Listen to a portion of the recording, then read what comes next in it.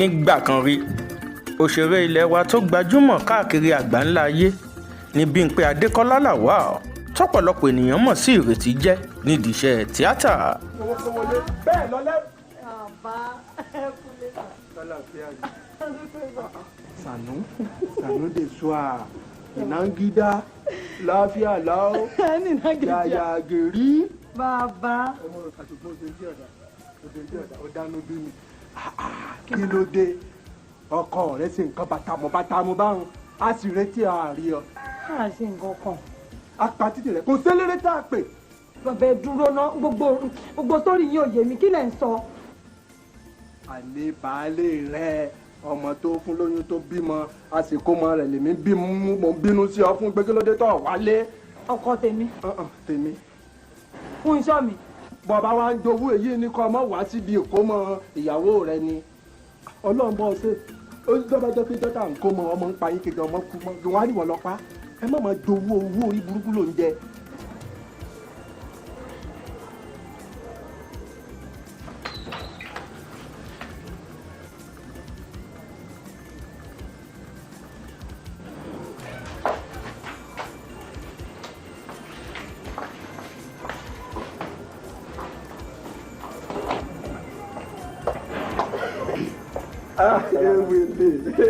ewele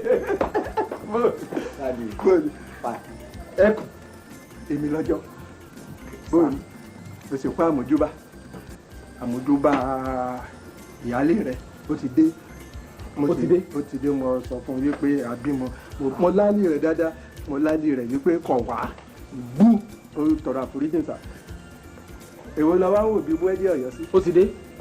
èdè alẹ́ èèyàn ti dé o tún bẹ̀rẹ̀ pé ti dé mo ti bá wí má bínú sí má bàbá wọlé o dígbẹ́ torí pé kọ̀ wá má bínú sí. ṣé ìyá ti bí wà ní. òun náà wà nínú ilé ojú wa ló ti lọ bá nínú ilé wọ́n ti lọ ṣe ti alárédè tó ilé iná torí ìwò tí mò ń wọlé náà kó náà bímọ ni o kìdàdé sọ́kẹ́ kọ́bílẹ̀ fún wa kájà ọjọ́ kájà ọyọ́ dàdé sọ́kẹ́.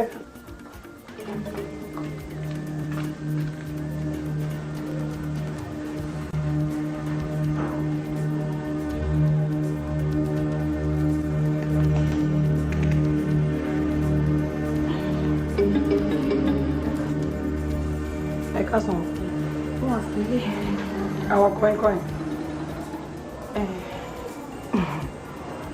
ẹ̀ẹ́dẹ̀ kó ewu ọmọ ẹ jókòó kò nídìí ẹ jókòó ẹ ká. báwo ni. ẹ̀bẹ̀ tó sọ fún mi kó máa dé. ó sọ fún kí ni Ireti orí ẹ̀yìn ó sọ kí ló ní lórí ẹ̀ kí ló ní lórí ẹ̀ ó yà wọ̀ lórí ẹ̀ lẹ́yìn ló tún bímọ kí ló ní jẹ́ kí sọ fún ìbọn Ireti wọ́n ṣé o ti rí irú ilé tó fẹ́ gbẹ́ ṣé o ti rí irú ilé tó fẹ́ gbẹ́ àjọ ń kọ̀ọ̀tún ara wa nílé yìí sórí jẹ́ kí sọ fún ẹ bí ìwọ bá mọ̀ wà rẹ̀ tó bá mọ̀ wà rẹ̀ tó bá fẹ́ kí ọmọ yẹn jíjọ́ kejì ó jáde nínú ilé ìfún mi tó ti gbọ́ àti bẹ́ẹ̀ bá kí ọmọ nǹkan tó wá fún ni kí ló wá fún kí ló wá fún níyàwó èmi dúró ẹgbẹ́ àlẹ́ dúró bá tọrọ ó tọ̀lé jẹ́ tọ̀lé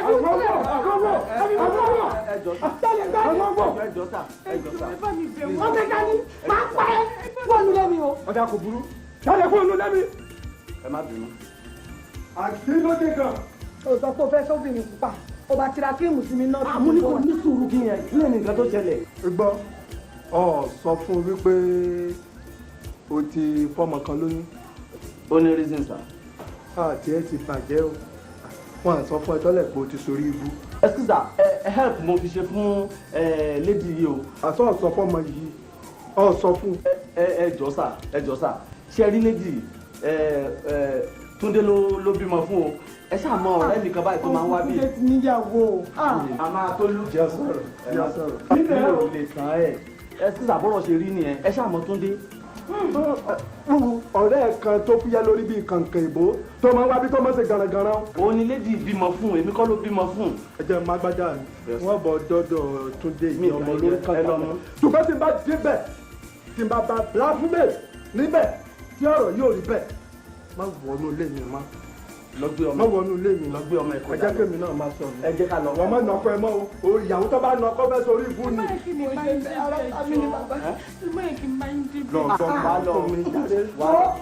ọ̀rọ̀ ti dójú ẹ̀ sà ẹ wá lọ change ẹ̀ ṣe ká.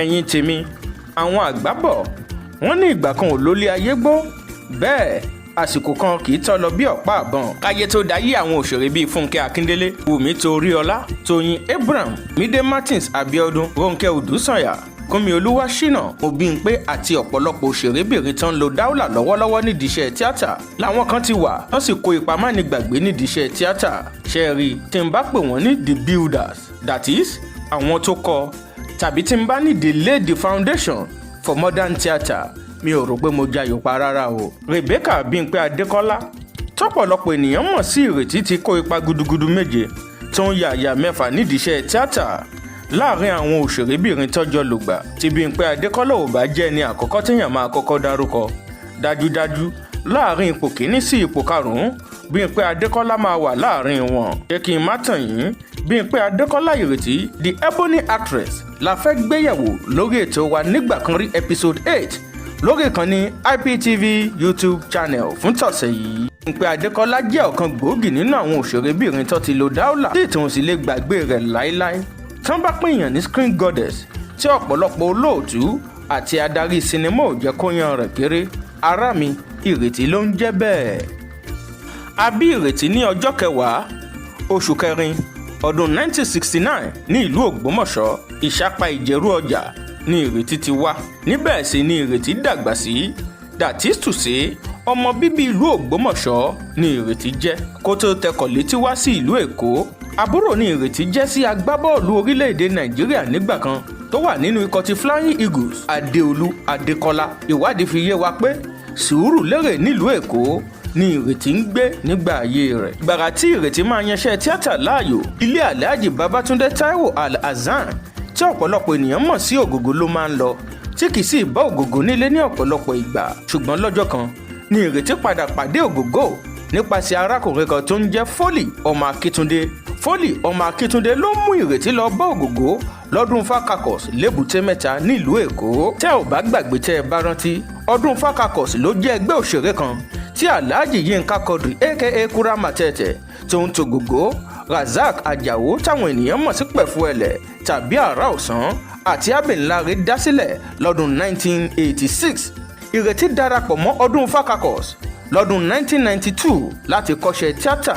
Lẹ́yìn èyí ni Ireti bẹ̀rẹ̀ iṣẹ́ tíátà ní Ràbájì gan tóun náà sì di àgbà ọ̀jẹ̀ nídìí iṣẹ́ tíátà títí tọ́lọ́jọ́ fi dé.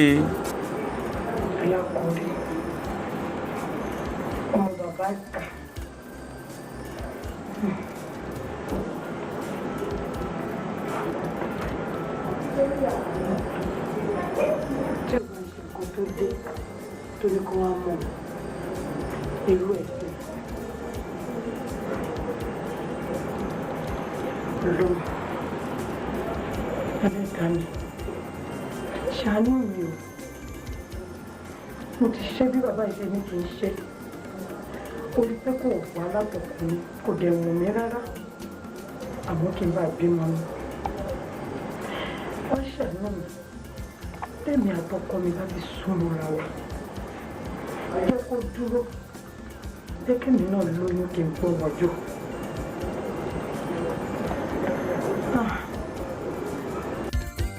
Báwo ni Ireti ṣe wọnú orúkọ Bimpe Adekola? Báwo ni Bimpe Adekola ṣe bẹ̀rẹ̀ sí ní jẹ́ Ireti? Ìnagijẹ orúkọ Ireti jáde lẹ́yìn tí Bimpe Adekola kó ipa Ireti nínú sinimá tí àkọlé rẹ̀ ń jẹ́ Àṣírí Ńlá eléyìí tí Jídé Kòsọ́kọ́ gbé jáde lọ́dún 1993.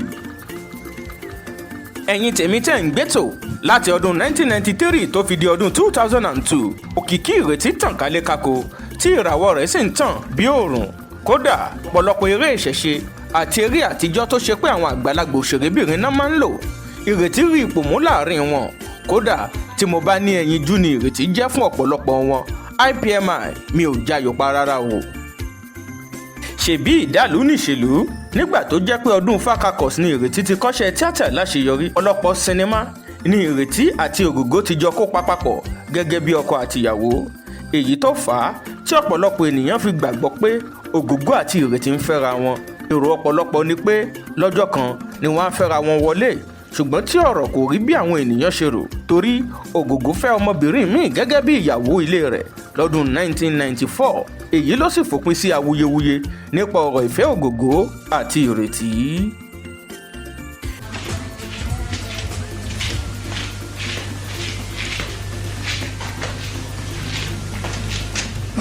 Báwo ni? Guess. Èwo ni gbogbo nǹkan jẹ́ kí n máa guess ni. Please. Má sọ mi ní guessing machine. Kí ni wọ́n yẹ sọ nǹkan tó fẹ́ sọ? Ní àgbà. Ta ló ń kọ lẹ́tà sí mi? Mi ò lọ́rẹ̀ẹ́ kankan tó ń kọ lẹ́tà. Àbí? Okay.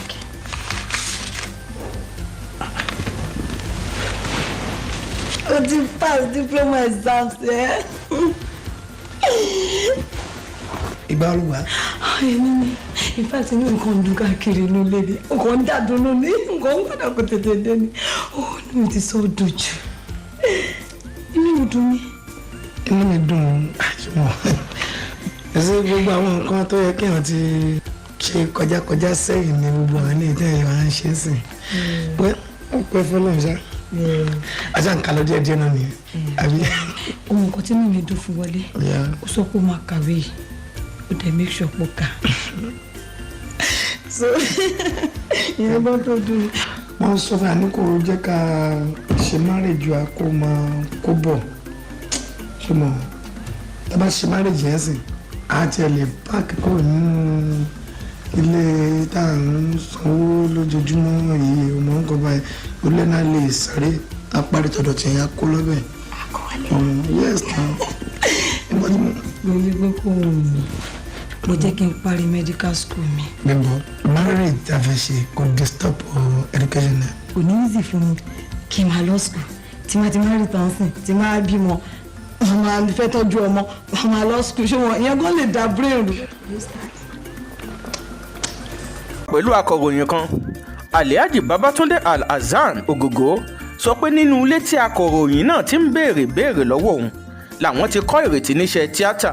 Ó ní òun mú Ìrètí gẹ́gẹ́ bí ọmọ àti àbúrò ni. Ògògó ní kò sí nǹkan tó ń jẹ́ ọ̀rọ̀ ìfẹ́ láàrin àwọn méjèèjì. Ògògó tẹ̀síwájú nínú ọ̀rọ̀ rẹ̀. Ó ní nígbà tí àwọn fẹ́ ya sinimá olókìkí ni Legal Wife Part 1 and 2. Ó ní ọ̀tọ̀ lóbìnrin tó fẹ́ kó ṣe ìyàwó òun nínú sinimá náà ṣùgbọ́n òun fà á kékọ́rí òun sọ wípé Ìrètí ni wọ́n gbọ́dọ̀ lò.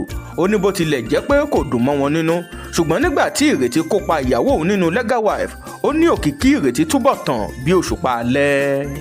Ẹ wo ọ̀pọ̀lọpọ̀ sinimá ni Ìrètí ti kópa kódà àkàkà tán ni ṣùgbọ́n ẹ jẹ́ kí n dárúkọ díẹ̀ nínú àwọn sinimá tí Ìrètí ti kópa. Ike Owó, Àgbákin, Ọlá Òníran, Ẹnìkan ò láyé, Síkírá Ẹlẹ́kọ, Àfijù Alápàtà, Abúlẹ̀ṣowó, Àlàmúṣènìyàn, Bòrépọ̀, Ẹ̀dùnjọbí, 2324 lọ̀rọ̀ ilé ayé, Àbíyè lọmọ mi, Ayé kù síbì kan, Ayé ṣòro, Owó blow, Ọmọ West, Ẹ̀yẹ ayé. Ayé àwa obìnrin ni sinimá tí Bimpe Adekola Ìrètí fúnra ara ẹ̀ ṣe gbẹ̀yìn. Sinimá yìí ni ò jáde lójú Bimpe Adekola tó sì jáde lẹ́yìn rẹ̀. Àwọn òṣèrébìnrin tí Ìrètí jọ lògbà nídìí iṣẹ́ tíátà nìwọ̀nyí: olóògbé Fúnmi Martins, olóògbé Rẹ̀mí Abíọ́lá, olóògbé Rachel Oníga, Ṣọlá Ṣọ́bọ̀wálé, Yétúndé Akínwándé tí gbogbo ènìyàn mọ̀ sí Wùmí, màmá wa Ìdòwú Phillips aka Mama Rainbow, ìyá wa Lánrè Azan tọ́pọ̀lọpọ̀ ènìyàn mọ̀ sí Màmá Àwẹ̀ró, Tóyìn Àfọláyàn táwọn èèyàn mọ̀ sí Lọ́lá Ìdíjẹ, Tóyìn Adégbọlá, Bíntà Ayọ̀ Mọ́gàjí, Péjú Ògúnmọ́lá àti bẹ́ẹ̀ bẹ́ẹ̀ lọ. Bimpe Adekola jẹ́ ẹ̀dá kan tó tọ̀ pẹ̀lú ìtàn torí òun náà tọ́ àwọn kan sọ́nà nídìí iṣẹ́ tíátà o tí àwọn náà sì di ìràwọ̀ òṣèré.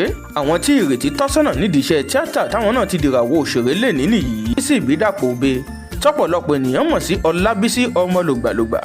Bákan náà ni màá dárúkọ Rónkẹ́ Òjó tọ́pọ̀lọpọ̀ ènìyàn mọ̀ sí Rónkẹ́ Òṣòdì Òkè. Àwọn tí mo dárúkọ wọ̀nyí ò lè sọ ìtàn ayé wọn nídìí iṣẹ́ tíátà láì dárúkọ olóògbé Bimpe Adekola nínú ọ̀rọ̀ wọn.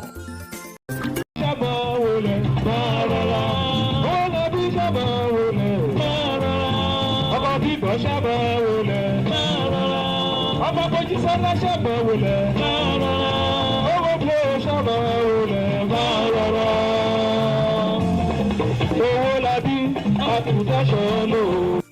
wọlé ló máa lo Abímbọ́lá gbó. Sátẹ́lẹ̀. Abímbọ́lá wá ló wọlé gbó. Wọ́n wá bára wọn kalẹ̀. Ìkọlì. Ọmọ wa jó fún wa nísìnyí. Ọkọ àti àwọn máa jó. Ọkọ ìyàwó mo ní ẹ mú jọjọ jàre. Mú jọjọ. Ọkọ ìyàwó mú jọjọ jàre. Mú jọjọ. Ọdún bàdé gbọ́mọ dání. Mú jọjọ. Ọdún bàdé gbọ́mọ wọ̀nyí pọ̀.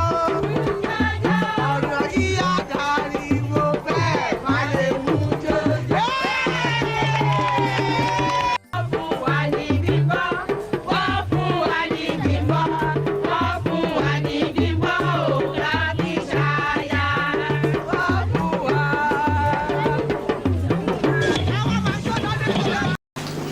Ẹ̀rọ kábíyèsí. Ìjókòó kábíyèsí. Olúwa ṣeun gan. Ẹ káàbọ̀. Ẹ kú ìlúwa yìí. Ṣé ìlúwa yìí wà alright? Bí o bá tiẹ̀ wà alright bákan àmì ìlú ẹni náà aṣáájú ń lọ sí ìlú ẹ lóbi pé ibẹ̀ la máa fi ṣe lé. Ẹ wo àtẹ̀dá fún yín. Inú mi dùn fún ilé tẹ̀pẹ́. Ṣé nígbà tí ọ̀rọ̀ yìí bẹ̀rẹ̀ tó kàn dáàdì tán nírọ̀ o àwọn òjòyè o ọmọ àwọn làwọn máa fàálẹ̀ o ẹ̀yìn àwọn òṣègbà o iní kan o wọ́n tún wá sọ wọ́n nílùú òyìnbó lẹ́wà mo wá ń rò ó irú èèyàn wo ló ń bọ̀ o báwo ló ṣe máa jẹ́ o báwo ni gbà o ìgbà tí mo rí yín inú mi dùn gan láti mọ̀ yín pàápàá. Ṣáà actually nígbà tí èmi ti ń bọ̀ wá sílé mi ò ever ní irú plan báyìí. Tí mi ní pé kí n wá sílé kí n wá set ara mi up kí n dẹ̀ settle down. Bọ̀ kí n mọ lọ́dọ̀ pop sí fún wọn tó kọ́ gbọ́dọ̀ mi gbáyà ni. Mo reject o pé mi ò ṣe o ṣùgbọ́n wọ́n jẹ́ kí n padà mọ̀ wípé kò sí ibi tí mo lè yẹ kíní yìí sí. Èmi gan wá rí pé mi ò ní choice rárá. Ẹ tí ẹ ní choice rárá. Ṣé ẹ rí irú ìlú yín báyìí ló lè tún ìlú wa yìí ṣe? Àwọn ìlú ńláńlá tẹ̀ ń rí sí irú yín báyìí ló gbé wọn dìde. Báyìí náà ṣe bẹ̀rẹ̀. Ẹ ní choice rárá. Ẹ káàbọ̀. Inú mi jẹ́ dùn pé gbà. Àwọn aráàlẹ̀ ìlú yìí. Adúmáadé òṣèré arẹwà ní Bímpé Adekola jẹ́. Yàtọ̀ sí èyí, àwọn ènìyàn tọ́ka sí Ireti gẹ́gẹ́ bí ènìyàn dáradára tó níbẹ̀rù Ọlọ́run tó sì máa ń kó àwọn ènìyàn jọ. Ṣebí ọlọ́jọ́ ń kájọ́ ẹ̀dá ayé òkùnkùn fiyèsí nígbà tó di ọjọ́ 27 oṣù kẹsàn-án ọdún 2002 ní ìròyìn ìbànújẹ́ jáde lẹ́ka múlùúdùn níbi tó ti túfọ̀ ikú arẹwà òṣèrébìnrin yìí Adebimpe ọmọ Adekola màmá Tọ̀míwá jáde láyé. Ṣé kí n má tàn yín àjálù ńlá ni ikú Ireti jẹ́ lẹ́ka múlùúdùn lọ́dún náà lọ́hùn-ún. Àìsàn kékeré kan tó lóyìnbó ń pè ní typhoid ló ṣe Ireti. Ìsàn yìí ló sì ṣe ẹ̀mí Ireti légbodò. Ilé ìwòsàn àdáni kan tí orúkọ rẹ̀ ń jẹ́ Unity Private Hospital eléyìí tó wà ní Sùúrùlérè ní ìpínlẹ̀ Èkó. Níbẹ̀ ni òṣèré náà já wá sí. Ọjọ́ burúkú èṣù gbomimu lọ́jọ́ náà jẹ́. Gbogbo ẹgbẹ́ ọdún Fakakos ló lè sọ bí ikú Ireti ṣe rí lára wọn. Bímpé Adekola ló jáde láyé lẹ́yìn oṣù díẹ̀ tó bí ọmọ ọwọ́ rẹ̀ Tọ̀míwá ẹni ọdún 23 tó lóyìnbó ń pè ní 33 years ní Ireti kọlọ́jọ́ tó dé. Ikú Ireti ní ikú òṣèrébìnrin kejì lọ́dún 2002. Tẹ́ ò bá gbàgbé tẹ́ ẹ bá rántí Fúnmi Martins Ògúntómi kú lọ́jọ́ 6 oṣù karùn-ún ọdún 2002. Àjálù ńlá lọ́dún 2002 jẹ́ lẹ́ka múlùúdùn lórílẹ̀‐èdè wa Nàìjíríà. Ọ̀pọ̀lọpọ̀ ènìyàn ló káríjọ ohun tàwọn olólùfẹ́ Bímpé Adekola Ireti láti dárò akọni tó wọ káàlẹ̀ lọ lójijì. Nígbà tó di 30 oṣù kẹsàn-án ọdún 2002 ni wọ́n gbé òkú Ireti lọ sí National Theatre Ìgànmú nílùú Èkó láti bu ọlá ìkẹyìn fún òṣèré ọ̀hún kó tó di wípé ó wọ káàlẹ̀ lọ. Ọjọ́ mánigbàgbé lọ́jọ́ náà jẹ́ nínú gbogbo àwọn tó péjú sí National Theatre Ìgànmú nílùú Èkó níbi tí wọ́n ti bu ọlá ìkẹyìn fún Bímpé Adekola màmá Tọ̀míwá tó lọ. Òkú ń sunkún òkú akáwọ́ lórí à ń sunkún ara wa. púpọ̀ nínú àwọn òṣèré tí wọ́n dárò olóògbé Bímpé Adekola Ireti lọ́dún 2002 ọ̀pọ̀lọpọ̀ wọn nọ́mà ti wọ káàlẹ̀ lọ. òkú ń sunkún òkú ẹgbọ́n lẹ́ẹ̀kan sí i akáwọ́ lérí bẹ́ẹ̀ là ń sunkún ara wa o. tẹ́ ẹ bá gbàgbé tẹ́ ẹ bá rántí lẹ́yìn ọdún kẹwàá tí Bímpé Adekola Ireti kú àwọn ẹgbẹ́ òṣèré kan tó ń jẹ́ NANTAP ṣe ìfilọ́lẹ̀ àjọ kan lórúkọ Ireti tó ń pè ní Ireti Adekola Foundation IAF. wọ́n ṣe ìfilọ́lẹ̀ àjọ yìí ní National Theatre Ìgànmú nílùú Èkó. wọ́n dá àjọ yìí sílẹ̀ láti máa ṣètọ́jú àwọn single mothers pẹ̀lú èròǹgbà láti máa tọ́ àwọn tó nẹ́bùn iṣẹ́ òṣèré ṣíṣe sọ́nà. nínú oṣù kẹwàá ọdún 2012 náà dá àjọ náà sílẹ̀. bájọ náà wà títí dòní IPMI mi ò lè sọ. ọjọ́ kẹtàdínlọ́gbọ̀n oṣù kẹsàn-án ọdún 2002 sí ọjọ́ kẹtàdínlọ́gbọ̀n oṣù kẹsàn-án ọdún 2024 ó ti pé ọdún 22 22 years tí Adebimpe Adekola Ireti ti wọ káàlẹ̀ lọ. bonírètí kọ̀ tó lòun ò fi gbá IPMI ètò ti fi sílẹ̀ kò lè parun láyé. ẹ jẹ́ kó máa yé yín pé Ọdúnládé Adékọ́lá gbajúmọ̀ òṣèré pẹ̀lú Bímpé Adekola Ireti ò tán rárá o. ọmọ ìpínlẹ̀ Èkìtì lọ́dúnládé Adékọ́lá nígbà tí Ireti jẹ́ ọmọ bíbí ìlú Ògbómọ̀ṣọ́ ní ìpínlẹ̀ Ọ̀yọ́. ìlú Abẹ́òkúta kọ́ ni wọ́n bí Ireti sí o. bẹ́ẹ̀ sì ni kì í ṣọmọ ìpínlẹ̀ Ògùn débi tá a sọ wípé ó ṣe kékeré rẹ̀ nílùú Abẹ́òkúta. nígbà kan rí lẹ̀ ń wò yìí lórí ìkànnì IPTV YouTube channel. má gbàgbé láti láìkí fídíò wa kẹ́ẹ̀dẹ̀ subscribe sí channel wa. ẹ ṣe tún jẹ́ ká pàdé lórí ètò wa nígbà kan rí tó bá di lọ́jọ́ mẹ́jọ. ṣùgbọ́n ẹ jẹ́ kí n máa fi yé yín wípé ọ̀nà àrà ni máa gbétò ọ̀sẹ̀ tó ń bọ̀ gbà wà mójúlọ́nà nígbà kan rí.